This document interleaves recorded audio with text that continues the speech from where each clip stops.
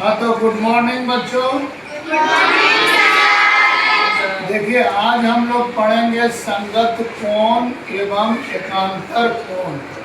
यहाँ पर लिखा हुआ है corresponding angles and alternative angles. ये बहुत जरूरी है आपको पढ़ना, क्योंकि इसी के आधार पर हम आगे का सवाल बनाएंगे।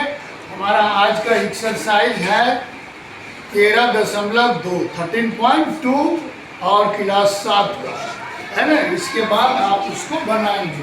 तो पहले समझते हैं हम लोग कि संगत कोण क्या है। यहाँ आते हैं, देखिए इसमें सबसे पहला कि ये दोनों पैरेलल लाइंस है, समांतर रेखा है।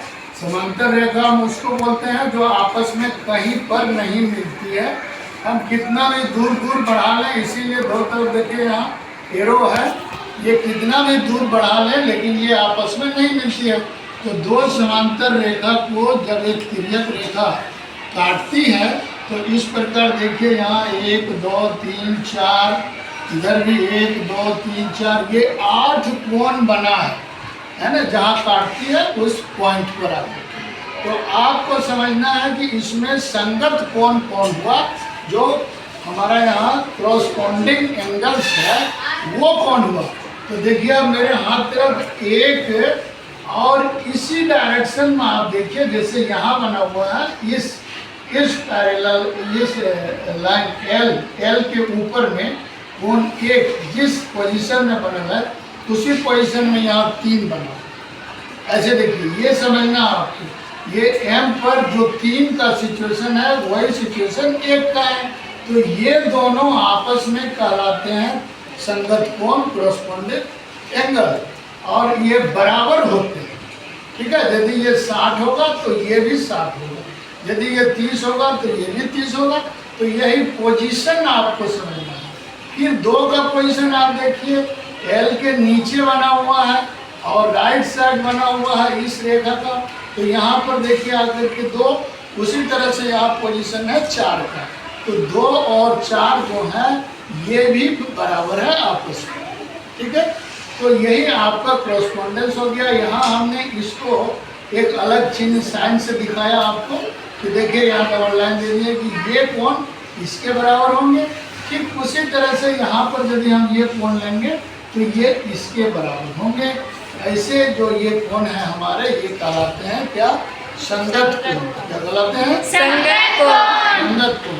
अब आते हैं हम लोग यहाँ पर, ये देखिए एकांतर कोण। देखिए सीखने के लिए एकांतर कोण का पोजीशन दूसरा है।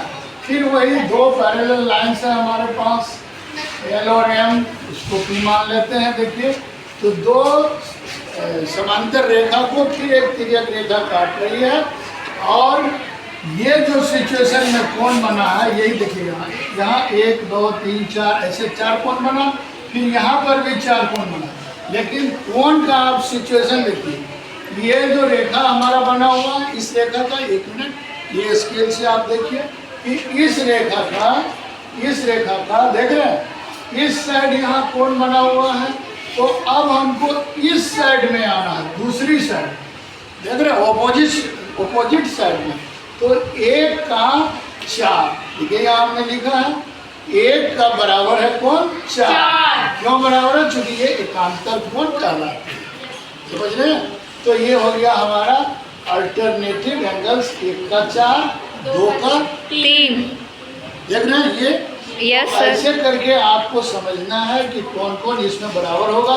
फिर यदि यहाँ पर रहता, यहाँ पर मान लीजिए ये इसका ये हो गया, इसका ये हो गया, यदि हम इसको लेंगे तो फिर हमको इस साइड यहाँ नहीं आना है। समझ रहे हैं ना? दूसरी साइड चल के देखना है कि भाई इसके बराबर कौन सा कोण होगा, यहाँ आना पड़ेगा। देख रहे हैं ऐसे। तो ये हो गया एकांतर कोण। चलिए आज इसी को जानना था हम लोग को। संगत कोण आप समझ गए, एकांतर कोण समझ गए। अब इस पर हम लोग अगला एक्सरसाइज को बनाते हैं 13.2। ठीक है, बाय।